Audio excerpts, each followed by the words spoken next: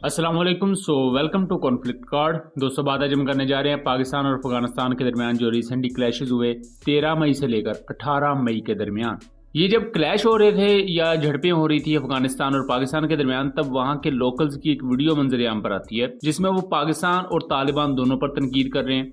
उसके साथ साथ 18 मई को पाकिस्तान और तालिबान के जो रिप्रेजेंटेटिव थे और बॉर्डर सिक्योरिटी फोर्सेस की जो मैनेजमेंट टीम है उनका आपस में एक जिरगा होता है। जिरगा कह लें, इसे आप डायलॉग्स कह लें, मीटिंग कह लें, एक कॉन्फ्रेंस कह लें, जिसमें वहां के लोकल लोग भी शामिल थे। अफगानिस्तान के जो लोकल कबाइल के सरदारान थे वो भी शामिल थे और पाकिस्तानी साइड पर जो सरदारान थे वो भी शामिल थे। और ये कितना ज्यादा अहम था और लोकल्स इतने ज्यादा इस वक्त गुस्से में क्यों थे पाकिस्तान और अफगानिस्तान दोनों की हुकूमतों पर। दोस्तों, सबसे पहले हमें यह समझने की जरूरत है कि ये पूरे का पूरा वाकया शुरू कैसे हुआ। तो 13 मई को 2 टीटीपी के टेररिस्ट मारे जाते हैं पाकिस्तान अफगानिस्तान इंटरनेशनल बॉर्डर पर। ये वो टीटीपी के टेररिस्ट थे जो कि पाक अफगान बॉर्डर पर लगी हुई बाढ़ को काटने की कोशिश कर रहे थे, जिसकी जवाबी कार्रवाई में पाकिस्तान सिक्योरिटी फोर्सेस इन्हें इंटरसेप्ट करती हैं और इन्हें हलाक कर दिया। लेकिन इसके जवाब में अफगान तालिबान पाकिस्तानी सिक्योरिटी फोर्सेस पर, या मैं यूं कहूं पाकिस्तानी साइड पर फायर खोल देते हैं। अब ये जब तमाम चीजें चल रही होती हैं तो पाकिस्तान भी रिटेलिएट करता है, तो हमें एक नया झड़पों का आगाज देखने को मिलता है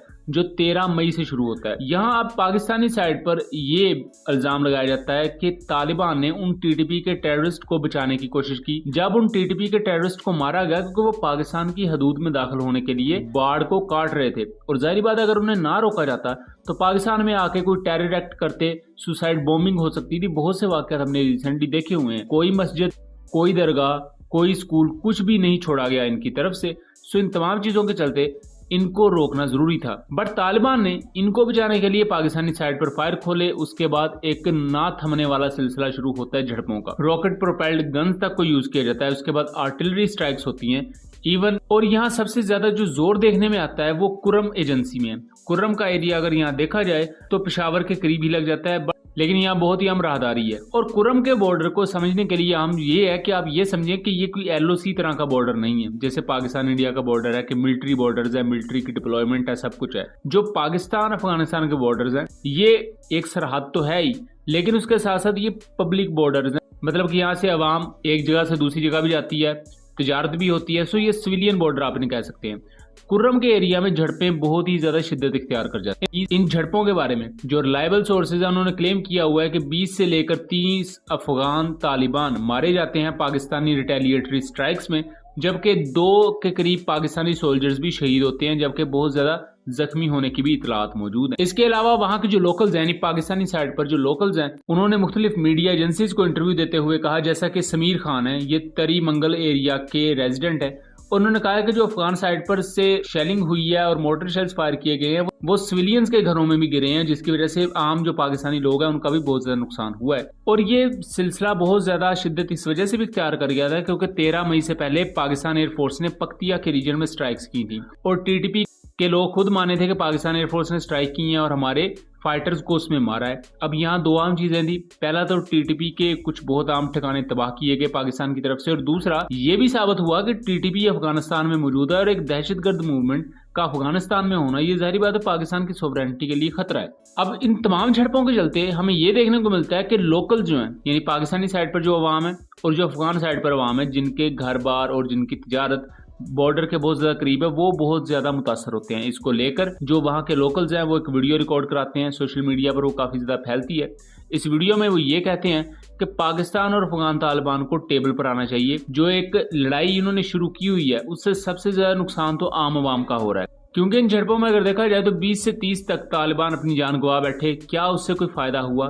कोई फायदा नहीं हुआ। 2 पाकिस्तानी सोल्जर्स शहीद हुए, कोई फायदा हुआ?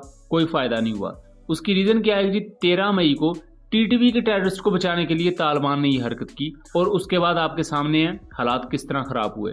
लोकल इस चीज में इस तरह पिस रहे हैं जब बॉर्डर बंद है, बॉर्डर पर फायरिंग हो रही है और ये बॉर्डर्स थे भी सिविलियन सेंटर्ड बॉर्डर्स, तो यहाँ तिजारत ही चूंकि रुक गई तो लोकल्स का जो गुजर बसर था वो चूंकि इस चीज पर हो रहा था तो उनके लिए जिंदगी और ज्यादा मुश्किल हो। इसको लेकर वो क्रिटिसिज्म कर रहे हैं पाकिस्तानी गवर्नमेंट पर और अफगान गवर्नमेंट पर। यहाँ बेहतर चीज ये है कि 18 मई को पाकिस्तान आर्मी एविएशन कोर अपने कोबरा अटैक हेलीकॉप्टर्स को डिप्लॉय करती है। तालिबान को पहले काफी नुकसान हो चुका था, सो 18 मई को ये फायरिंग का सिलसिला तालिबानी साइड से रुक जाता है और उसके बाद 18 मई को ही पाकिस्तान और अफगान साइड से जिरगा मुनक्कद किया जाता है, जिसमें पाकिस्तान के सिक्योरिटी फोर्सेस के ऑफिशियल्स थे, उसके अलावा पाकिस्तानी साइड के सरदारान थे। दूसरी तरफ अफगान साइड के सरदारान और तालिबान के सिक्योरिटी ऑफिशियल्स थे।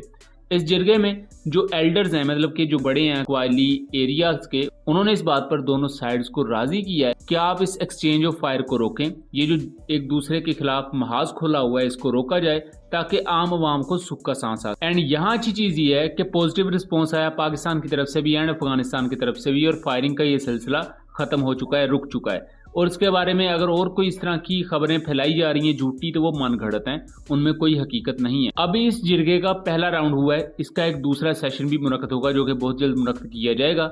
उसमें क्या लेटेस्ट डेवलपमेंट्स आती हैं उसके बारे में भी हम आपको आगाह रखेंगे। सो ये था एक एनालिसिस। उम्मीद करता हूँ चीजें क्लियर रही होंगी। वीडियो पसंद आई हो तो इसे ज्यादा से ज्यादा शेयर कीजिएगा ताकि इस तरह की मजीद इन्फॉर्मेटिव वीडियोज हम आपके लिए लेकर आ सकें। मिलेंगे अगली वीडियो में, तब तक के लिए अल्लाह हाफिज।